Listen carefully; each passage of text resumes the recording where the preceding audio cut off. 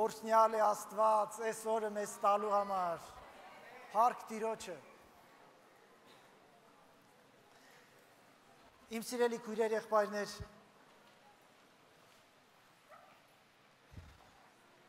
իսկապես պիտի հասկանանք ամեն առիթ Տիրոջ տուն գալու, Տիրոջ առաջ կանգնելու, սա Աստծուց տրված մեծագույն շանս է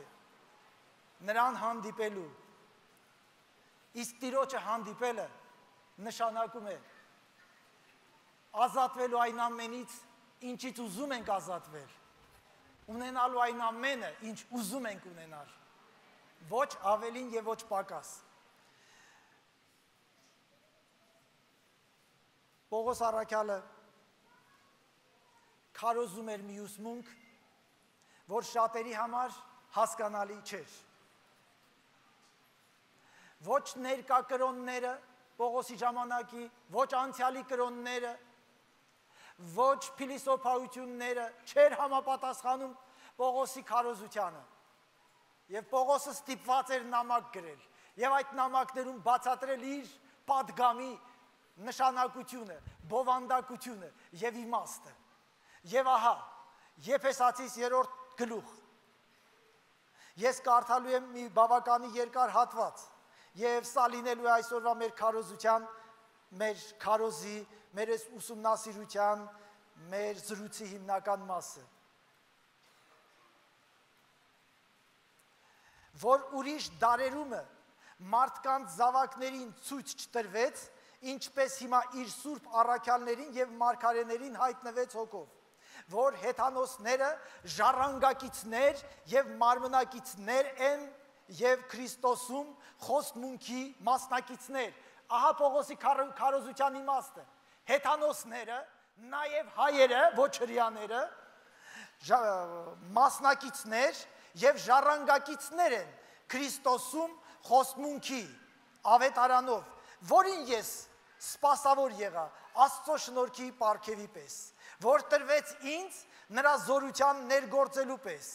ինձ ամեն սուրբերից հետինիս տրվեց այս շնորհքը, որ հեթանոսների մեջ ավետարանեմ Քրիստոսի անքննելի հարստությունը եւ ամենին լուսավորեմ, թե ինչ է այն խորհրդի տնտեսությունը, որ հավիտենից առաջ ծածկված էր Աստծո մոտ, որ ամեն բան ստեղծեց Հիսուս Քրիստոսով, որ հիմա իշխանություններին եւ պետություններին երկնավորներումը եկեղեցու ձեռով հայտնի Աստծո բազմապատիկ իմաստությունը, այն հավիտենական առաջադիմության պես, որ մեր Տեր Հիսուս Քրիստոսի ձեռով տրվեց, որով ունենք համարձակություն եւ հույսով մոտենալը նրան հավատքով։ Սրա համար կրկնում եմ իմ ծունկերը մեր Տեր Հիսուս Քրիստոսի հոր առաջին, որից ամեն նահապետություն երկնքում եւ երկրումս անուն է առնում, որ իր փառքի հարստության պես տա ձեզ, որ զորությամբ հաստատվեք իր հոգու ձեռով, ներսի մարդում, որ Քրիստոսը հավատքով բնակվի ձեր սրտերում եւ դուք սիրով արմատ գցակ եւ հաստատված լինեք, որ ամեն սուրբերի հետ իմանաք, թե ինչ է լայնությունը եւ երկայնությունը եւ բարձրությունը եւ խորությունը, որ ճանաչեք Քրիստոսի սերը, որ ամեն գիտությունից գերազանց է, որ Աստծո ամեն լեցունությունով լեցվիկ։ Ալելույա։ Քանիստ եք հասկանում, որ սա Աստծո մեծախորհուրդ, Աստծո իմաստության ժայռերից մեկն է, որին մենք ուզում ենք առնչվենք։ Եվ ես այս մասին քեզ հետ մի փոքր պիտի զրուցեմ։ Պողոս առաքյալը այս թուղթը ուղղել էր եկեղեցուն, ոչ թե անհավատ մարդկանց։ Անկամ եկեղեցու մարդիկ, շատերը,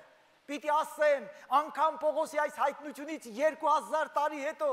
եկեղեցում շատերը չեն ճանաչում Աստծո սերը եւ Աստծո սիրո մեծությունը, Աստծո սիրո խորությունը, Աստծո սիրո բարձրությունը, Աստծո սիրո լայնությունն ու երկայնությունը։ Եվ այս պատճառով շատերը չեն լցվում աստվածային ամեն լեցունությունով։ Քեզ տրված է լցվելու Աստծո ամեն լեցունությունով, քեզ տրված է լցվելու, որպեսզի դու լցվես, պիտի ճանաչես Քրիստոսի սերը։ Ինչ սերը ճանաչելով լցվում են լեցունությամբ, այո, եւ այսօր քեզ ես կապացուցեմ Սուրբ գրքով, որ սա հենց այսպես է, որովհետեւ Սուրբ գիրքը երբեք սխալ կամ ավելնորդ բան չի սովորացնում մեզ, որպեսզի եկեղեցին լցվեր այդ լեցունությունով, Պողոսն ասում էր, ես կրկնում եմ իմ ծունկերը, մեր Փրկիչ Հիսուս Քրիստոսի հոր առաջ, որպեսզի դուք ճանաչեք Քրիստոսի սերը,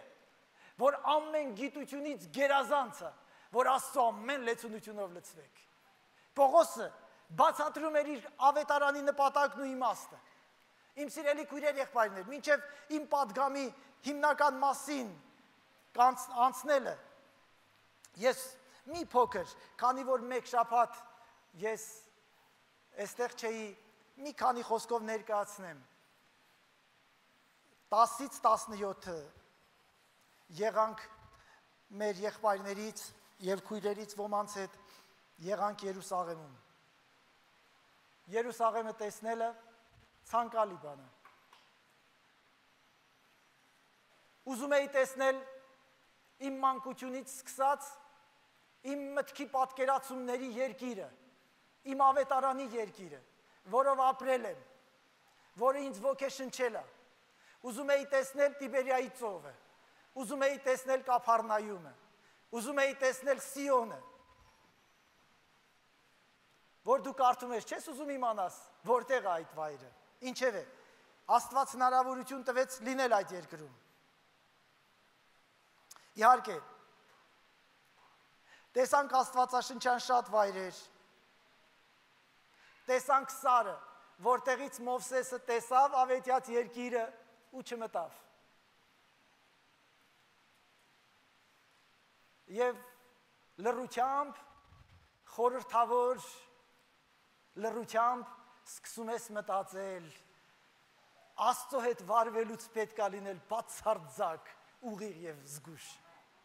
թե չէ կտեսնես ու չես մտնի, մտածել է տալիս, անշուշտ։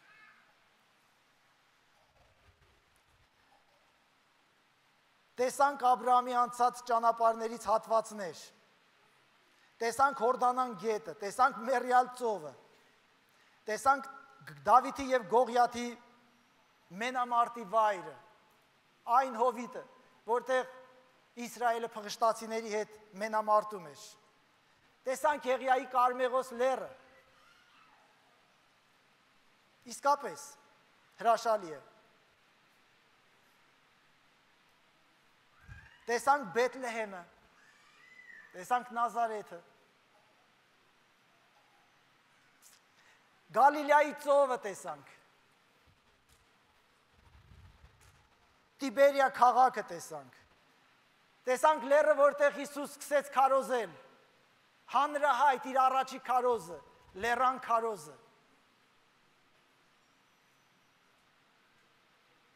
տեսանք Կանա քաղաքը, որ Հիսուսն իր առաջի հրաշքն արեց, տեսանք դաշտը, որտեղ հովիվները ավետիսը լսեցին Հիսուս Քրիստոսի ծննդյան, քայլեցինք Մորիայի սարերի վրայով,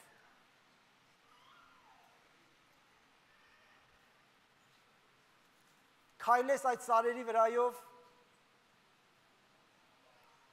և չվերադառնաս անցյալ, չհասնես Աբրահամին, մասնակից չլինես Աբրահամի ապրումներին, ուրեմն դու անհաղորդ ես և ավետարանին, և Աստվածաշնչին, և ընդհանրապես ամեն ճշմարտության ու լույսի։ Իջանք Ձիթենյաց սարի զառիվայրով, քայլելով, քայլեցինք Գեթսեմանի պարտեզով, անցանք Կեդրոնի հեղիղատով, եղանք գանգի տեղում, որը Գողգոթա է կոչվում, որտեղ մեր Փրկչի խաչը բարձրացրեցին, տեսանք Հիսուս Փրկչի դատարկ գերեզմանը, քայլեցինք Երուսաղեմի փողոցներով, հարավից հյուսիս, հյուսիսից արևելքից արևմուտք, տեսանք Դավթի քաղաքը, մեծ թագավորի քաղաքը, տեսանք Սիոնը, տեսանք Սելովամի ավազանը, Եզեկիայի կառուցած ջրանցքը, մի հրաշալիք, քալեցինք Տառապանքի ուղիով, որը կոչվում է Վիա Դոլորոսա, տեսանք Երիքովը, Կափառնայումը, Հերմոնի սարը, իհարկե շատ բաներ հեռվից էինք տեսնում, կողքից էինք տեսնում, որովհետև ամենը տեսնել, ամենը շոշափել մեկ շաբաթվա ընթացքում ուղղակի անհնար է։ Եղանք Լացի պատի մոտ եւ ուրիշ շատ ու շատ վայրեր։ Լսեցինք շատ հրաշալի աստվածաշնչյան պատմություններ, Աստծո հրաշալի գործերից։ Տեսանք ծաղկող, զարգացող ավերակներն ու անապատները, ծաղկեցնող եւ պարտեզի ու պալատների վերածող հերոսական մի երկիր եւ հերոսական մի ժողովուրդ։ Լսեցինք նաեւ շատ առասպելներ, լեգենդներ, տեսանք նաեւ շատ ձևական եւ կրոնական եւ փարիսեցիական ու սնոտիապաշտական բաներ։ Այդ բոլորը իրար կողքի էին։ Լույսն ու խավարը միշտ իրար կողքի են, չարը եւ բարը միշտ իրար կողքի են, ճիշտն ու սխալը միշտ իրար կողքի են, եւ հաճախ այնքան խառնված, որ աստվածային իմաստություն է պետք, որ իս տարբերես մեկը մյուսից։ Ամեն ինչ տեսանք եւ ակամայից հիշում ենք Հիսուսի խոսքերը, Մարկոս 11:22, Հիսուս նրանց պատասխանեց եւ ասեց. Աստծո հավատք ունեցեք։ Սիրելի բարեկամս, քեզ պետք է Աստծո հավատք ունենաս։ Շատ սնոտի բաների հավատալը ոչինչ չի տալիս շատ հավատացողներին։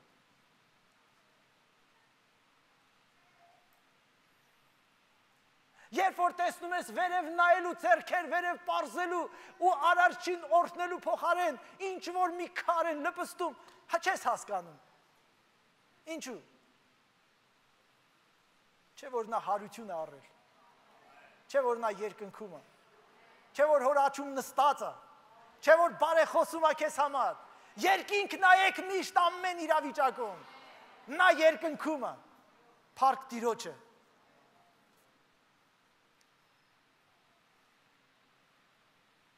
Տեսանք շատ բաների հանդեպ հավատք, որ մեր կարծիքով Աստծո հավատք չէր։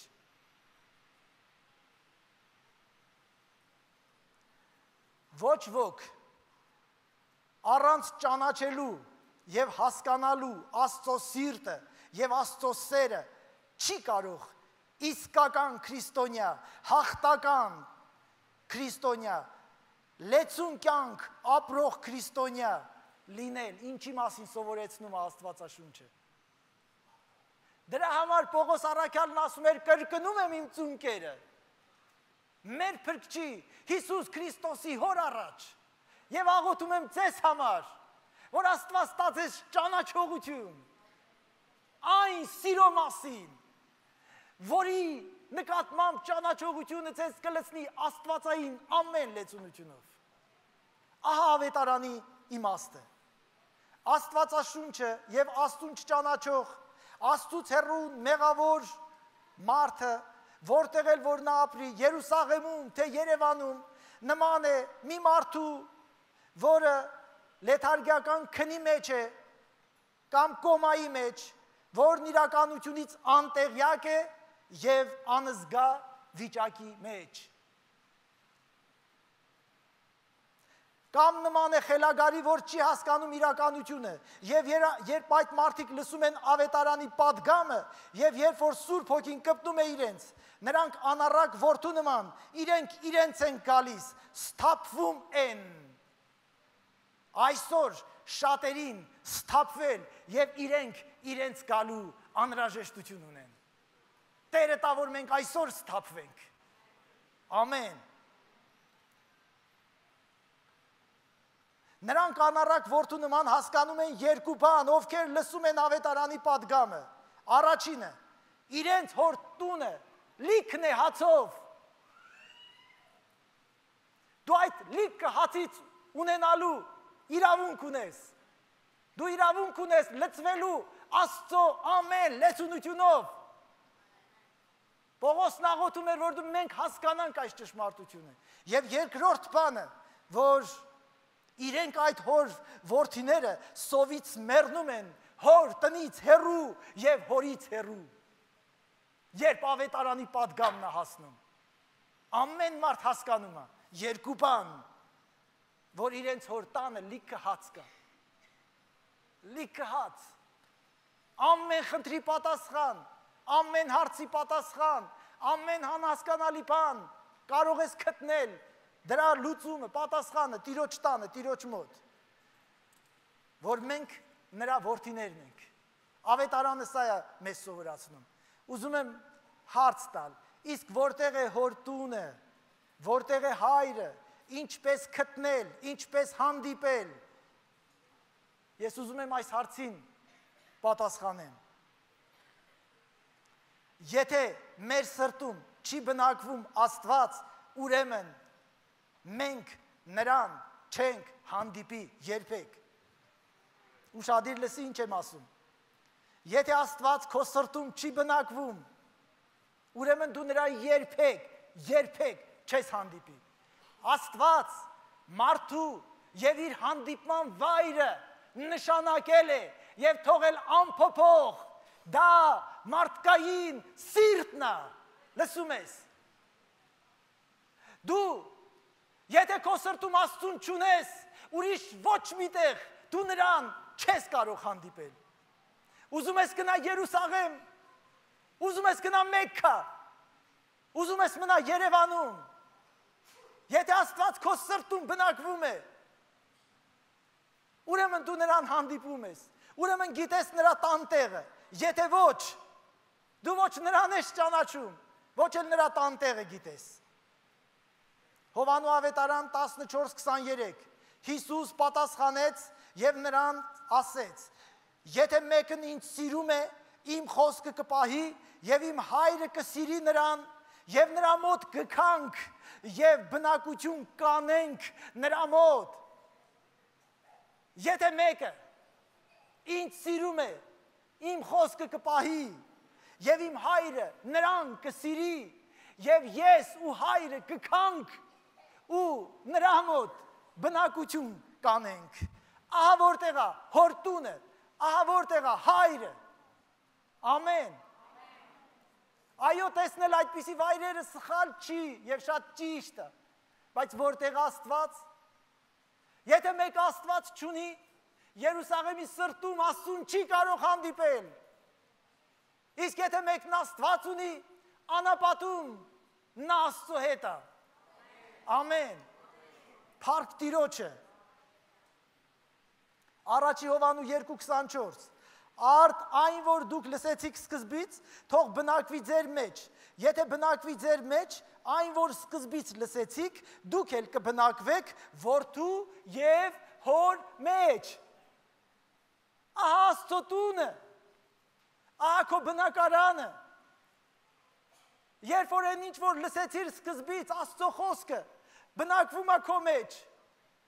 ուրեմն դու էլ բնակվում ես նրա մեջ, հոր և որդու մեջ։ Եթե Աստծո խոսքը բնակվում է քո մեջ, եթե սիրում ես այդ խոսքը, հայրը կսիրի քեզ, և հայրը և որդին կգան, և քո մոտ, քո մեջ բնակություն կհաստատեն։ Տեր ուզում եմ, Տեր իմ կյանքի նպատակն է, որ իմ մոտ, իմ մեջ բնակություն հաստատես, առանց դրա կյանքը անգամ մեկ ակնթարթով չեմ ուզում երկարի։ Ամեն, ամեն, հայտնություն 3:20, ահա ես դռան առաջին կանգնած եմ և թակում եմ, եթե մեկը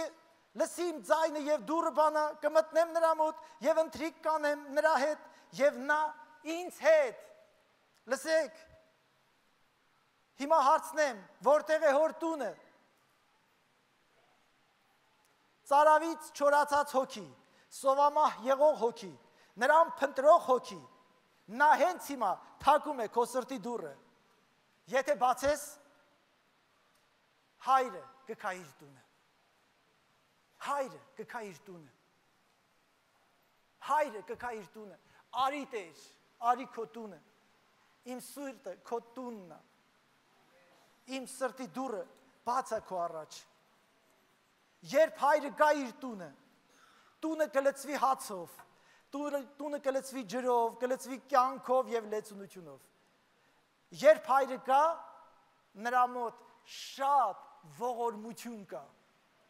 Հոր մոտ շատ ողորմություն կա։ Ողորմություն։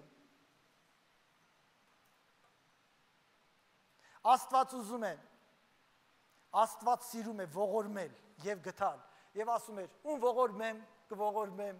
ում գտամ կգտամ եւ ինչ եք կարծում, ում կողորմի եւ ում կգտա, ում տունը որ մտավ, ում կյանքի մեջ որ եկավ,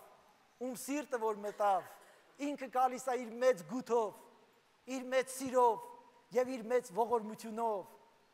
Քո սիրտը դարձրել ես նրա համար բնակարան։ Նա քո մեջ է արդյոք։ Իր գութն ու ողորմությունը քեզանից չի պակասի երբեք։ Իր սիրո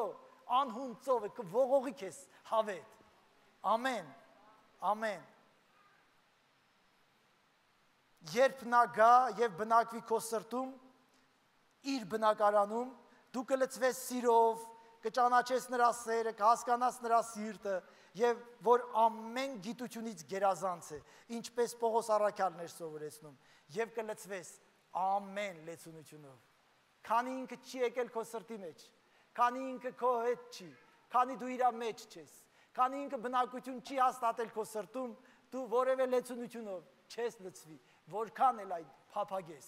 որքան էլ դավանես, որքան էլ 3 կամ 7 քայլի հետևես։ Նա պիտի գա,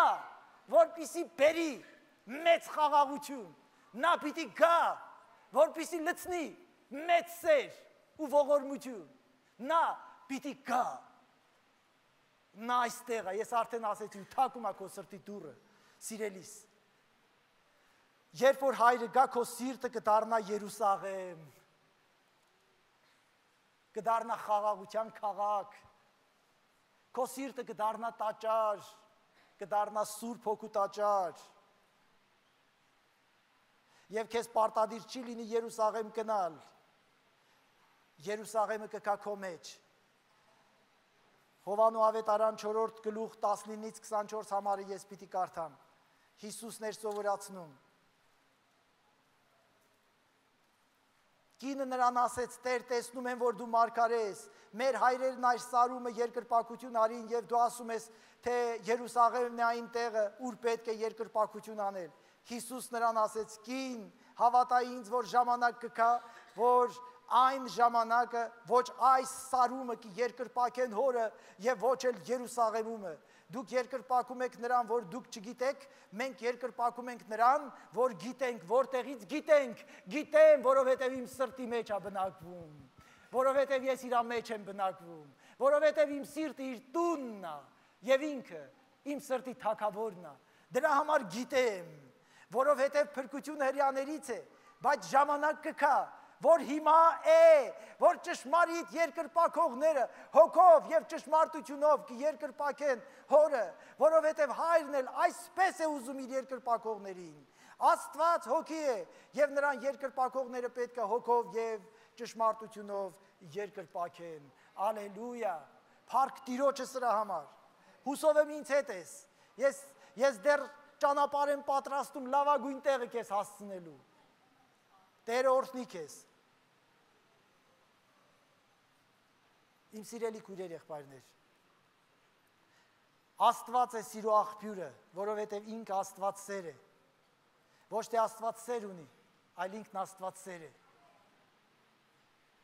Այդ պատճառով նրա ողորմությունը մնում է հավիտյան,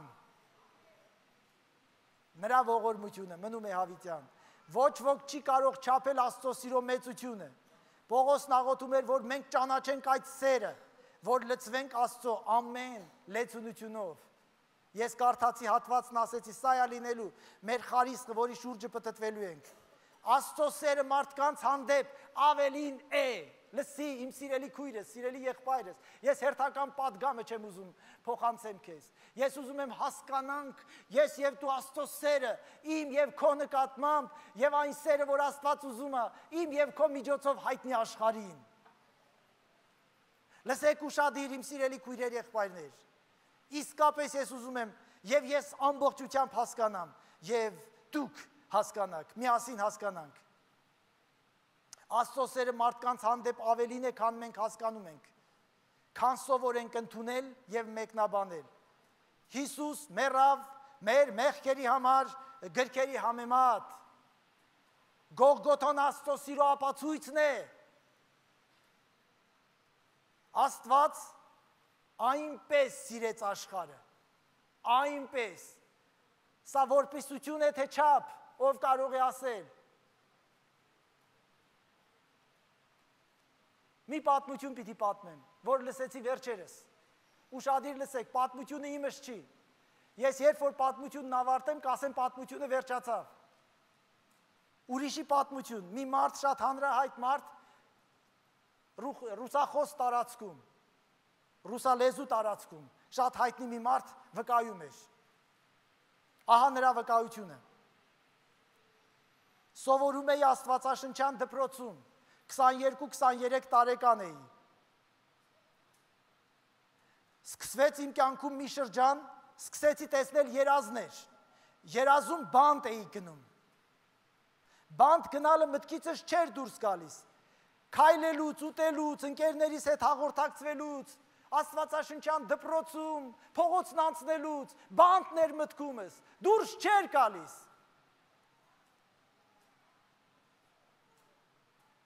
Հարցրեցի, քանի որ մեր քաղաքը չէր, կա այս քաղաքում բանտ, ասացին, այո, կա, եւ դպրոց գնալու ճանապարհից շատ հեռու չի, ընդամենը 100 մետր, եթե ճանապարհը ծռես։ Հաջորդ օրը առավոտյան գնացի բանտ։ Երբ որ Աստված ուզում է մեկին օգտագործի, Աստված գիտի ինչպես, անհասկացող մարդին էլ օգտագործի, անգամ չիմանալով ոչինչ։ Այս մարդը տարված էր, գիշերը երազում բանտ գնալն էր, ցերեկ արթնանում էր, բանտներ մտքում, ճանապարհ, բանտներ, հաց ուտելուց բանտներ, Աստված ամբողջությամբ այս մարդուն նպատակի մեջ էր դրել։ Հաջորդ օրը առավոտյան գնացի բանտ, բոլորովին անծանոթ միտեղ, շատ վախեցած էի, այդ մարդու վկայություններ։ Ծեծեցի պահակային ծառայության պատուհանը, բացվեց պատուհանը, ասացի, ես քրիստոնյա եմ, հավատացյալ, սովորում եմ Աստվածաշնչյան դպրոցում, ես ապագա հովիվ եմ, Աստծո ծառա, խնդրում եմ թող շոկը ձեզ նիրհելու կամ ննջալու պատճառ չդառնա, արթուն եղեք, կողքինիդ ասա արթուն եղի, փառք Տիրոջը քեզ համար։ Շարունակում եմ։ Ես Աստվածաշնչյան դպրոցում եմ սովորում, ապագա հովիվ եմ, ես այնպիսի զգացողություն ունեմ, որ Աստված ինձ այստեղ է ուղարկում, պատահաբար իմ ծառայության կարիքը չունեք, ես համարյա հովիվ եմ, ապագա հովիվ։ Պատուհանը բացողը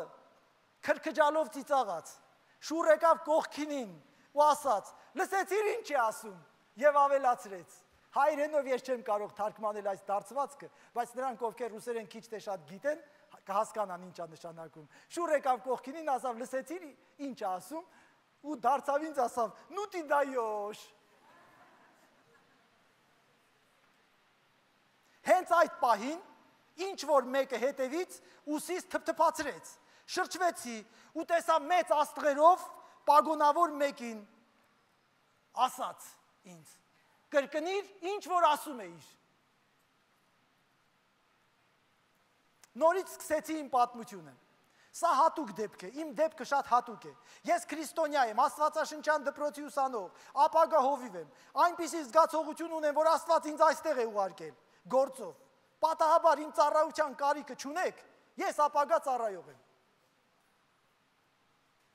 Շատ նյարդացած շարժումներ անելով ասաց, Ես հավատացյալ չեմ, բայց քո Աստվածը շատ ճիշտ է ասել քեզ։ Արի հետևիցս։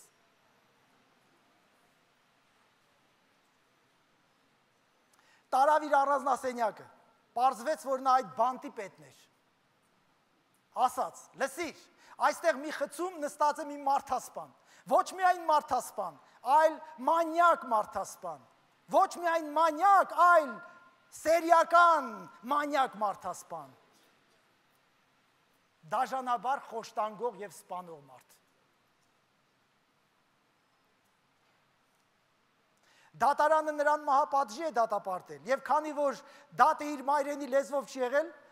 նորից բողոքարկել են և նոր դատական պրոցես պիտի սկսվի, մի քանի օրից, որոշ ձևակայությունների պատճառով։ Բայց ես պրոբլեմ ունեմ, արդեն 3 օր է ինչ նա իր խցում, հացից խաչ է շինել, խաչված Հիսուսի պատկերով, ծնկի է եկել առաջը և հացադուլ է հայտարարել, ոչ ուտում է և ոչ խմում, լացում է, զղջում, աղոթում և քահանա է պահանջում։ Ես հիմա կասեմ նրան կբերեն այստեղ, ապագա հովիվ։ Երևի մեզանից շատերը կասեին, այ քեզ փորձանք։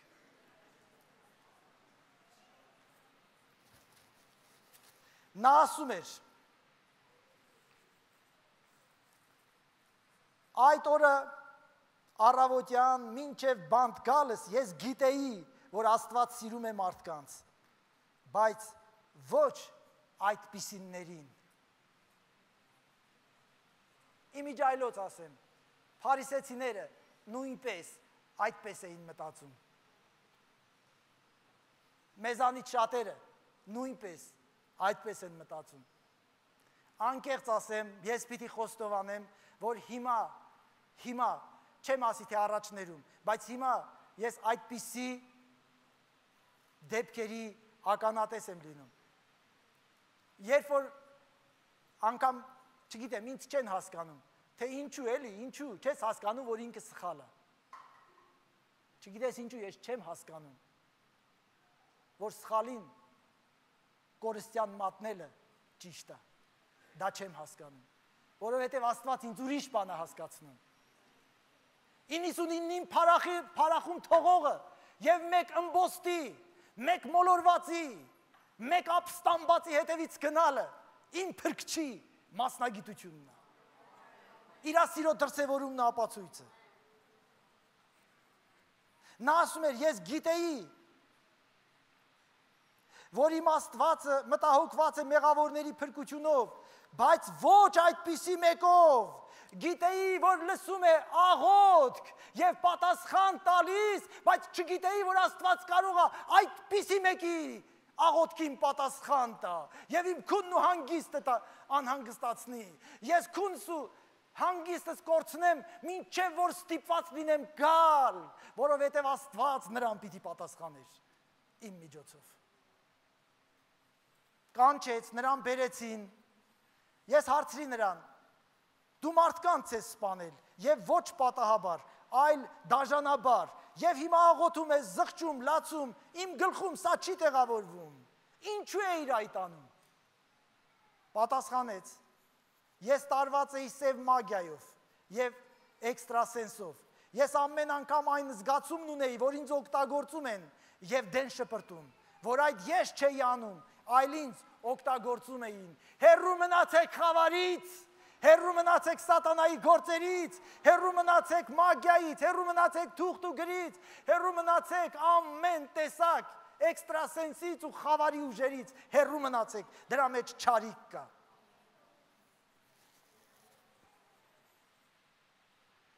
Հիմա ինձ գնդակահարելու են, ինձ թողություն է պետք, իմ համար աղոթք արա, ինչ կանեիր դու։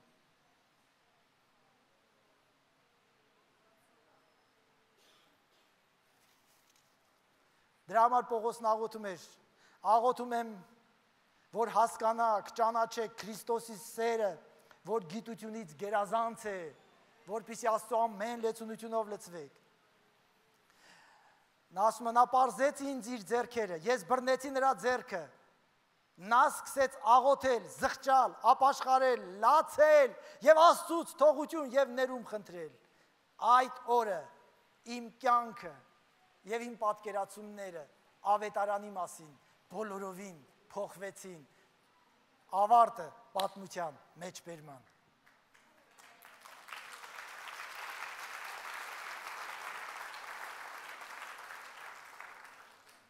Պողոսի քարոզած ավետարանը շատերի համար հասկանալի չի։ Հիշում եք Արեսպագոսում հույներն ասում էին ով այս ծաղկա քաղելը, թող խոսի տեսնենք էս ինչ է ասում։ Ինչ որ բաներ ասում, որ մեր միտքը խտուտ է տալիս։ Մենք չենք հասկանում ինչ է ասում այս մարդը։ Ոնց հնարավոր է։ Հնարավոր է Աստված այնքան տկարանա, որ մարդիկ կարողանան իրան խաչել, բայց որտեղից դա եղավ Աստված։ Հնարավոր է որ մարդը դառնա Աստծո նման։ Սա ինչ է ասում։ Չգիտես ինչու, ինձանից առաջ շատ հաճախ իմ տեքստերը կարդում եմ։ Եվ այդան էր կարդում իմ տեքստը։ Աստված նախասահմանեց մեզ իր որդու պատկերին կերպարանակից լինելու։ Ես չեմ կարողանում հասկանալ, դու հասկացել ես արդյոք։ Ուզում եմ հասկանալ։ Ուզում եմ հասկանալ, եթե հասկանանք մեր կյանքի որակը կփոխվի արմատապես, եթե հասկանանք ամեն բան մեր շուրջը կփոխվի, մենք դեռ չենք հասկացել։ Եվ Պողոսն աղոթում էր, որպեսզի մենք կարողանանք այս ճշմարտությունը հասկանալ։ Գրված է, կարդում ենք, որ Աստված այնպես սիրեց աշխարհը, մինչև որ իր միածին որդուն ուղարկեց, որ ամեն նրան հավատացողը չկորչի, այլ ունենա հավիտենական կյանք։ Ամեն ենք ասում, բայց մտածում ենք, խոմ այսպիսի համար փրկություն չկա։ Ուզում եմ գիտենաս Աստծո սիրո չափը, բարձրությունը, Աստծո սիրո մեծությունն ու խորությունը, լայնությունն ու երկայնությունը ավելին է, քան մեր սահմանափակ մտածելակերպը, պատկերացումը։ Ուզում եմ հասկանանք, որ Աստված ավելի է սիրում մարդկանց, քան մենք հասկանում ենք։ Եթե անկեղծ լինենք մենք ամենքս, եթե անկեղծ լինենք մենք ամենքս, ես ասում եմ բոլորովին անկեղծ, ինձ ուղղելով խոսքս, եթե անկեղծ լինենք ու նայենք մեզ ու տեսնենք, որ Աստված փրկել է մեզ, կհասկանանք Աստծո սիրո մեծությունը։ Ինչ ասեցի, դու հասկացար ինչ ասեցի։ Եվ դու ես հասկանում, թե ես ճիշտ եմ ասում։ Ամեն։ Ինչու ինձ փրկեց Աստված, որովհետև այնպես սիրեց։ Մինչև իր միածին որդուն տվեց, որ ամեն հավատացողը, ես այդ ամենից մեկն եմ, իմ բոլորովին վատ լինելով հանդերձ, իմ բոլորովին մեղավոր լինելով հանդերձ, ամենամեղավորը լինելով հանդերձ Պողոս առաքյալն ասում է, ես մեղավորներից առաջինն եմ, մեղավորների գլուխն եմ, բայց նա փրկեց ինձ։ Աստծո սերն ավելին է, քան մենք կարող ենք հասկանալ։ Աստված այնքան մեծ սեր ունի, որ ուզում է իմ պես մեկի մինչև հատակ մեղքի ապականությունով ապականված սիրտը մաքրի ու այնտեղ ինքը բնակվի։ Ես ուզում եմ այս սերը հասկանամ, մինչև վերջ։ Ես այդ ընթացքի մեջ եմ։ Առաջի Հովանու 1:7 Եթե լույսի մեջ մանկանք, եթե իրար հետ հաղորդակցություն ունենանք, Հիսուս Քրիստոսի արյունը սրբում է մեզ ամեն մեղքից, ամեն մեղքից, ամեն մեղքից, լսի, իմ սիրելի քույրս, սիրելի եղբայրս, մի մտատանջվի,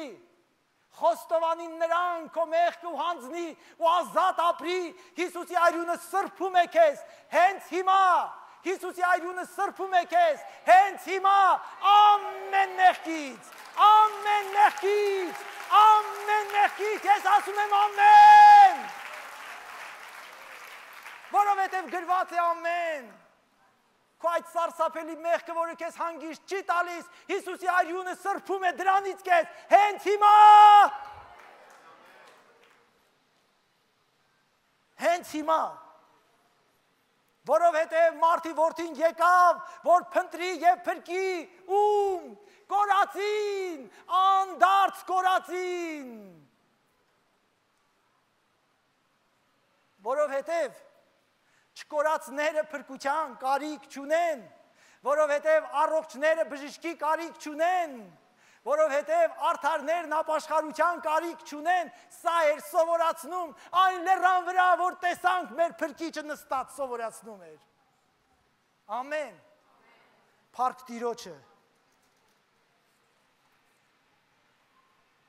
Աստծո սերը մարդկանց նկատմամբ ավելին է, քան մենք հասկանում ենք։ Աստծո սրտում տեղավորվում են մարդիկ, որոնց համար մեր սրտում բոլորովին տեղ չկա։ Աստված գնում է նրանց մոտ,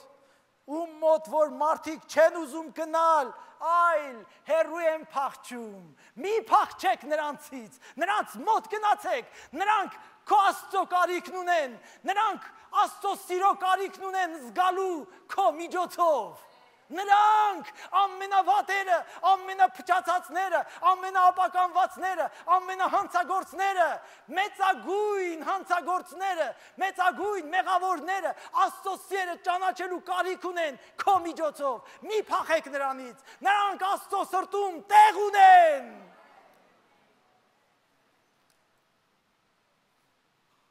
Պողոսն աղոթում էր, որ մենք հասկանանք, որ եկեղեցին հասկանա Աստծո սիրո բարձրությունը, խորությունը, լայնությունն ու երկայնությունը, որպիսի լցվենք Աստծո սիրով, որպիսի ճանաչենք Քրիստոսի սերը, որպիսի աստվածային ամեն լեցունությունով լեցվենք։ Սիրելի քույրս, սիրելի եղբայրս, ուզում եմ շատ պարզ ու շատ ուղիղ ասեմ քեզ։ Դու այսօր հոգս ունես, ուզում ես, որ Աստված այդ հոգսիդ պատասխան տա։ Բոլորովին նորմալ ցանկություն է եւ բոլորովին նորմալ կարիք։ Բայց ուզում եմ, որ դու հասկանաս, եթե դու ճանաչես Աստծո սերը, դու կլցվես այդ սիրով։ Եվ երբ որ Աստված եկավ քո մեջ, քո այդ հարցին պատասխան կտա։ Ուրիշ ճանապարհը սուտ է, փակուղի։ Սա է պատճառը, որ մեզանից շատերը այսպես խաբված ապրում են, գալիս են գնում առանց Աստծո սիրու, սիրուց հեռու, անսեր։ Ես առիթներ ունեցել եմ անգամ ներկրկնելու Տոլստոյի խոսքերը, որ շատ հանրահայտ է, Աստված սեր է, եւ այնտեղ, որտեղ սեր չկա, այնտեղ Աստված չկա։ Ուզում ես անունը դիր քրիստոնեություն, ուզում ես անունը դիր կրոն, ուզում ես անունը դիր մուսուլմանություն, եթե սեր չկա, Աստված չկա։ Աստված այնպես սիրեց աշխարհը, որ եկավ ու ասավ. Մեկ պատվիրանք եմ տալիս ձեզ, որ իրար սիրեք, այդ նույն պատվիրանը, այդ միակ պատվիրանը, որ իրար սիրեք։ Ում սիրենք։ Ով է իմ ընկերը։ Հիշում եք Փարիսեցու հարցը։ Իսկ ով է իմ ընկերը։ Մի մարդ Սուրբ քաղաքից մեղքի քաղաք էր գնում, ընկավ ավազակների ձեռքը։ Նա քո ընկերն է։ Մեղքի կեղեքված, մեղքից, ջախջախված, մեղքից, այլանդակված մեկը քո ընկերն է, որ դու պիտի հասկանաս Աստված նրա նկատմամբ մեծ սեր ունի։ Եթե սա չհասկացավ եկեղեցին տանուլ կտա։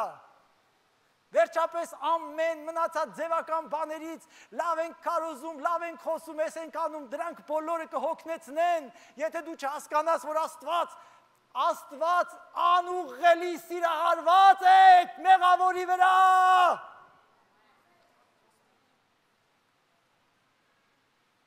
Եթե ոչ, քեզ ախար ինչու պիտի փրկեր հասկացի։ Եթե ոչ, ինչու ինձ պիտի փրկեր, չէ որ Հիսուս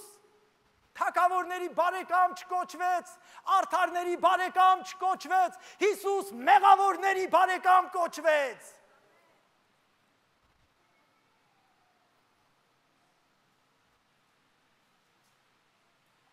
Աստված գնում է այնպիսի մարդկանց մոտ, ում մոտ, որ մենք չենք ուզում գնալ, ուզում ենք հեռու մնալ, հեռու մի մնացեք։ Մեղավորները Աստծո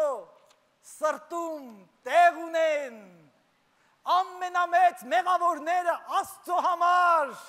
հետարքրություն ունեն։ Աստված ամենամեծ մեղավորների բարեկամն է։ Ուրեմն նաև Աստծո որդիների բարեկամը, ում սրտում որ բնակվում է հայրը։ Ոնց որ թե ամենը շատ ոգևորիչ չի։ Այսօր ուզում եմ ժամանակից շուտ վերջացնեմ։ Չի հետարքրում սա։ Տեր իմ Աստված։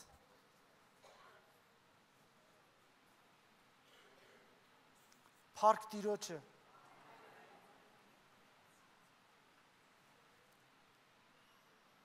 Աստծո սերը մարդկանց հանդեպ լայն է, ավելի քան ես գիտեմ, երկար է ավելին, քան ես հասկանում եմ, բարձր է, խորն է ավելին, քան ես գիտակցում եմ, քան իմ սահմանափակ մարդկային միտքը հասկանում այս ճշմարտությունը, որքան էլ մարդը ապականված է, եթե ուզում է փոխվի, եթե դառնա, Աստված գրկում է նրան, Աստված ընդունում է նրան, անառակ որդու առակը քեզ ապացույց։ Ամեն։ Աստված իր սերը, իր սիրտը ցույց տվեց Գողգոթայում մեղավորների համար իր արդար որդուն զոհելով։ Հասկացեք, սա հենց այնպես չէր։ Մենք նախադասություններ ենք ասում, Հիսուս մեռավ, Աստված զոհեց, պատկերացրեք մի պահ, Աստված ամենակարող իր արդար ու սուրբ որդուն, որ արդարություն ու լույսն իր առաջ խավարում էր, մեղավորների մեղքը վերցրեց ու իր վրա դրեց, որովհետև սիրում էր, միայն սերը կարող էր այս անել, ամեն, Հռոմացիս 8-րդ գլուխ, ոչինչ, որ իմ տեքստերը կարդում են, ես էլի կկարդամ, ես չեմ վհատվում դրանից, որովհետև ես ասելիք ունեմ այստեղ նորից, ապա ինչ ասենք այս բաների համար, եթե Աստված մեր կողմն է, ով է մեզ հակառակ, լսեք, կարող է հանկարծ մեկն ասի, այդ ձեր տանը մի ավետարանից ընդամենը մի համար կար, քթել եք ու տնով կարդում եք։ Ոչինչ, եթե շատ լավ համարակ, ինչու չենք կարդա որ։ Ամեն։ Իրականում ես տեղյակ չեմ լինում, ուրիշներն ինչ են կարդում։ Իրականում Աստծո հոգին տեղյակ է, թե ով ինչ պիտի ասի։ Իրականում այստեղ ամեն բան Սուրբ Հոգին է կառավարում ու ղեկավարում։ Ամեն, փառք Տիրոջը։ Եթե Աստված մեր կողմն է, ով է մեզ հակառակ, որ իր որդուն էլ չխնայեց, այլ մեր ամենի համար մատնեց նրան, էլ ինչպես նրա հետ ամեն բան չի շնորհի մեզ։ Ով է, որ Աստծո ընտրյալների դեմ մեղադիր լինի։ Դու էլ քեզ մի մեղադրի։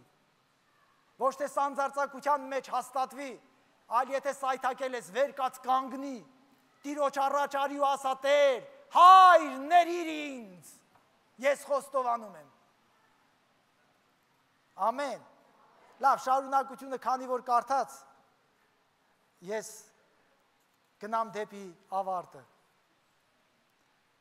Առաջի թագավորաց 20-րդ գլխի 3-րդ համարում կարդում ենք հետևյալը, Դավիթի և Հովնաթանի զրույցն էր սա։ Դավիթն ասում էր Հովնաթանին, կենթանի է Տերը և կենթանի է քո անձը, որ իմ ու մահվան միջև միայն մեկ քայլ է։ Այդ քայլից առաջ լսիր Աստծո սիրո կանչը, բացիր սիրտդ և Աստծո տունը դարձի, որովհետև այդ վերջին քայլն անել, առանց Աստծո սերը ճանաչելու, դա ամենամեծ ողբերգությունն է, լսիր։ Այդ քայլն անել առանց Աստծո սերը ճանաչելու, նշանակում է իզուր ապրել, նշանակում է անիմաստ ապրել, նշանակում է մեր հավատքը իզուրը և մեր Աստված պաշտությունը ոչինչ օգուտ չի տա մեզ։ Ես ուզում եմ ճանաչեմ այդ սերը։ Ես ուզում եմ այդ սիրով լցվեմ։ Ես ուզում եմ այդ սերը համակինց ամբողջությամբ։ Ես ուզում եմ իմ գործերի, իմ հարաբերությունների, իմ քարոզության մեջ այդ սերը թագավորի։ Ես ուզում եմ հասկանամ Աստծո սերը, ուզում եմ հասկանամ։ Եթե դու անդունդի եզրում ես, արդյոք կմտածես հաճույքի և վայելքի մասին, թե այդտեղից փախչելու հեռանալու մասին կմտածես։ Լսիր, եթե անգամ դու հոգևորապես մեռած ես կամ մեռնում ես սովից, իմացիր, մեռնում ես պատրաստած սեղանի առաջ։ Լիքը սեղանի առաջ,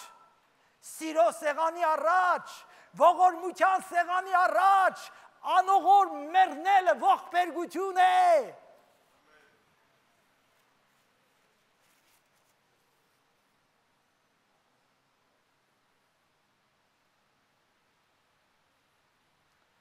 Քեզ համար կազմակերպված խնջույքի օրը,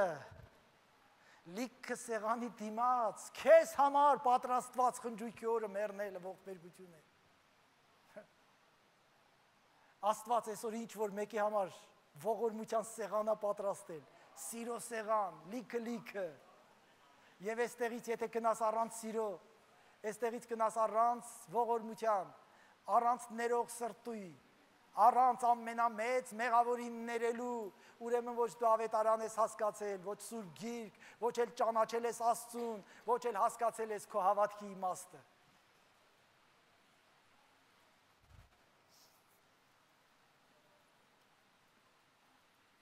Այո, խնջույքի օրը, լիքը սեղանի դիմաց, սովից մեռնելը, ողբերգություն է։ Այն դեպքում, երբ շատերը վայելում են ամենայն բարիքներ, սա Չարլզ Սպերջենի տողերն են։ Ես կարդացի, նորից կարդամ։ Խնջույքի օրը, լիքը սեղանի դիմաց, մեռնելը ողբերգություն է, այն դեպքում, երբ շատերը վայելում են ամենայն բարիքներ։ Եվ մենք երբեմն չենք հասկանում։ Այո, ես արդեն ասեցի, երբեմն ես կշտամբանքներ եմ լսում։ Դե դու չես տեսնում, որ թե նա ով է։ Բանից պարզում է, ես ավելի լավ եմ տեսնում, թե նա ով է։ Եվ այն ինչ որ ես գիտեմ իր մասին, դու դեռ մի մասը չգիտես։ Իհարկե վատը, բայց Աստված հենց սրա համար է եկել։ Ես չեմ հասկանում։ Բայց իմ չհասկանալը, մինչև վերջ չհասկանալը, որևէ բան չի փոխում Աստծո սիրուց, որևէ բան չի փոխում։ Աստված շարունակում է սիրել։ Աստված շարունակում է սիրել։ Աստված շարունակում է սիրել։ Հիմա մեկը կարող է հարց տա, եւ իմիջայլոց ոչ միայն հարց տալ, ոմանք հենց այսպես էլ սկզբունքով էլ վարվում են։ Ոմանք ասում են, Աստված բարի է, ողորմած, Աստված սիրում է, Ռուբիկ եղբայրն էլ քարոզեց, որ Աստված շատ է սիրում։ Գրված է, որտեղ շատ եղավ մեղքը, այնտեղ էլ շատ եղավ շնորհքը։ Դե Աստված կհասկանա իմ թուլությունները, դե չեմ կարողանում մի քիչ ասեմ, չէ, չասեմ։ Մի քիչ սրանից անեմ, մի քիչ նրանից անեմ։ Եվ ոմանք հենց այդպես էլ վարվում են։ Դրանց ասեմ, Սուրբ Գրքի խոսքը։ Եթե դու կամա թե ակամա այդպես ես վարվում, ուզում եմ քեզ հիշեցնել Հռոմեացիս 3:8-ը։ Այդպիսիների դատաստանը արդարությունով կլինի։ Ամեն։ Ամեն։ Աստծո սերը, որ այսքան առատ է մեր նկատմամբ, եւ Աստծո սերը, որ այսպես առատությամբ հրացնում է Աստված մեզ, եթե մենք մերժենք մեր դատաստանը, արդարությունով կլինի։ Ամեն։ Կա մեկը, որ չի հասկանում, որ Աստված սիրում է։ Կա մեկը, որ չհասկացավ, որ Աստված ուղղակի շատ է սիրում։ Կա մեկը, որ ինչ-որ բան չհասկացավ։ Աստված շատ է սիրում։ Ուրեմն